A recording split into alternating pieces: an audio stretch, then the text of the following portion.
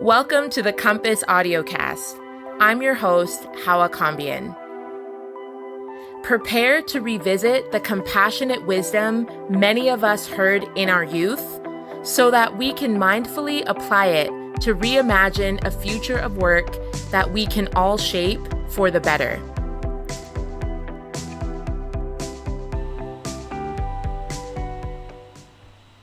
Hi, everyone. Welcome back to the Compass Audiocast. So excited to have you here today.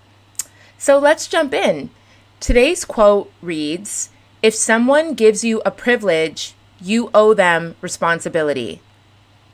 So when I was a child, this generally meant that it was important to do right by the people who were helping me out, offering time, or giving me a chance or an opportunity to do something new. When I started my professional career and throughout my professional career, it's taken on a meaning that encompasses the idea that reciprocity and a balance of equal give and take is important across my supportive working relationships and with people who are constructively contributing to my growth and learning. So I have had many opportunities to be a mentor and to be a mentee. These types of relationships can be so magnificent and life-changing when the fit is right. Sometimes they're set up by third-party organizations. Sometimes I've fallen into these mentorship relationships based on work. And other times I've honestly just found myself drawn back to a particular person with common interests and backgrounds. But the central question here is, how do you know when it's right, and where do you start?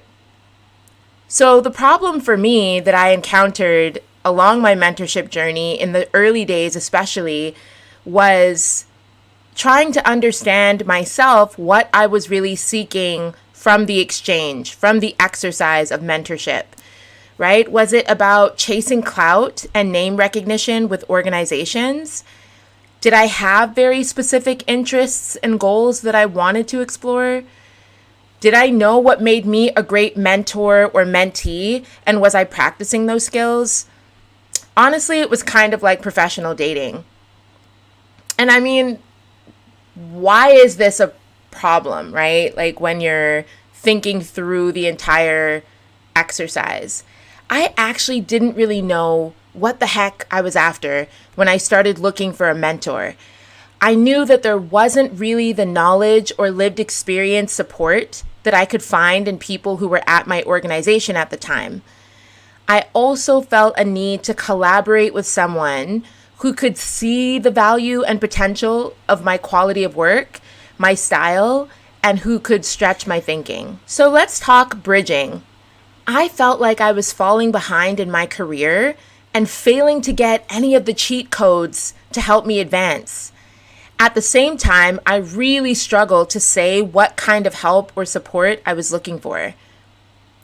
And this was key for me because my professional goals were usually someone else's goals. I was working on X because someone else told me that that was what was required to keep getting paid. When I started exploring mentorship, it was a very internal experience, and everything started with my why. The positive state that I was aiming for was I wanted the clarity and understanding of my own path, right? And it was an inspiring and daunting task as I wanted to focus on a goal that felt significant enough to require the support of a mentor, and at the same time, one that I would actually be willing to work towards and put energy into. So this was also linked to finding the right niche of people who could meaningfully support me, right? There's sort of two sides of the same coin. And this becomes so important when we talk about professional development because honestly, the future of work is becoming more flexible and transferable. And what that means is that most of us won't have one job in one company for most of our lives like previous generations did. Millennials and Gen Z are determining what functions, industries, and causes they want to work with, and therein lies so much diversity, right? And Gen Alpha, who are up and coming, are only going to push the limits of this further than we've ever seen before.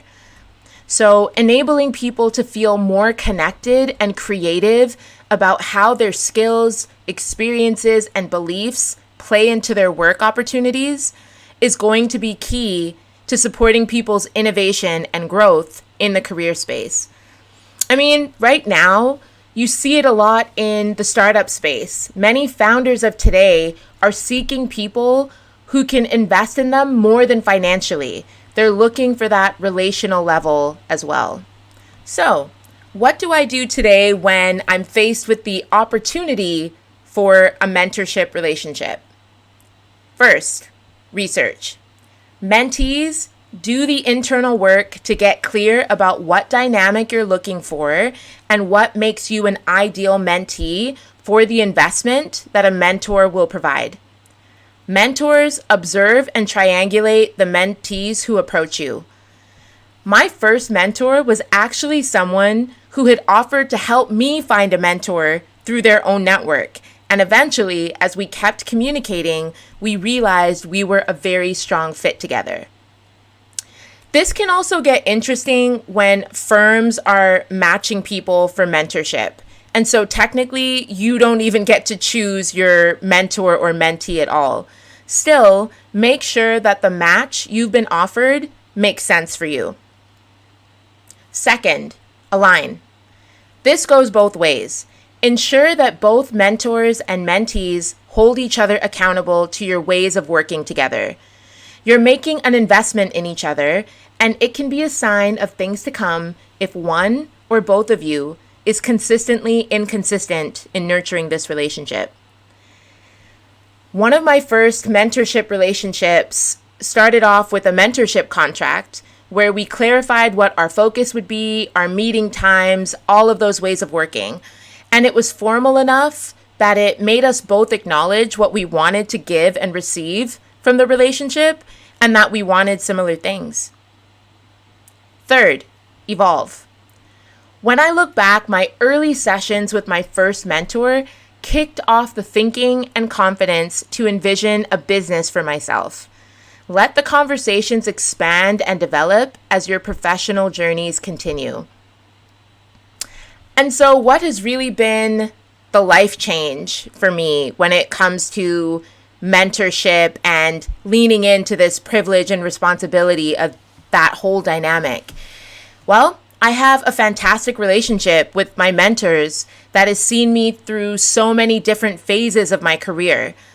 I've also paid it forward by mentoring entrepreneurs and professionals, and it really is a balancing of nurturing a shared interest and connecting deeply with like-minded people. Whatever side you find yourself on, whether as a mentor or a mentee, there is so much to gain through the healthiest and most natural and most authentic of these kinds of relationships.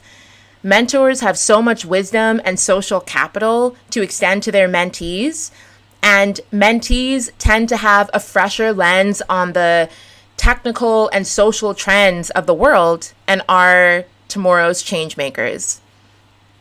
So for me, in my case, this is really tied to, the kind of success that I want to experience in my life as I'm building out the future of work, because it's connected me to forward-thinking women who are changing their communities through their skills, their passion, and their talent.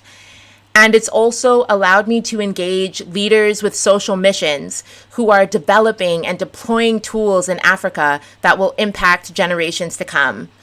And that to me feels like a vibrant and healthy future of work. Thanks for tuning in to the Compass Audiocast, where we bridge past, present, and positive for the future of work. Please like this post if you found it useful, share it with someone who may need to hear it, and subscribe if you want to be notified when our next one comes out. Did you know that we're going levels deeper on what it means to not just create, but live a personal brand that accelerates your professional journey? It helps with network building for initiatives like mentorship and attracting the right kind of people towards you. So sign up now for our free masterclass conversation on personal branding. All the details are in the description box, and I'd love to be able to dig into your experiences. Leave me a comment to share some of your mentorship breakthroughs, and I'll see you on the next one.